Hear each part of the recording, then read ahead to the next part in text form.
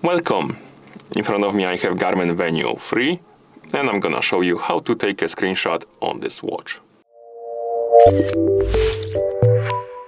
First, let's wake up the screen on our watch. You can do it by tapping on the screen or by pressing any of the buttons. Now let's go to the screen we want to capture.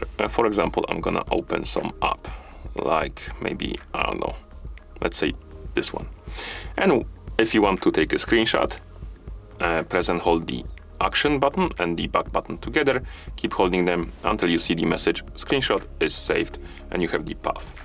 This means that the screenshot was taken, and then you can press back button to go back to watch face if you want to, or you can keep taking screenshots if you want to, of course. And once you take screenshots and you want to access them, you will need to plug your watch to the computer via the with the charging cable that was provided with your watch. So once you plug your watch to the computer, you can open the folder on that watch, and there is a screenshot folder there. It's called exactly like this. So basically you need to go to the Garmin folder, then find the folder called screenshot. And in that folder you will see the screenshots. And you can copy them to your computer, or you can simply browse them there.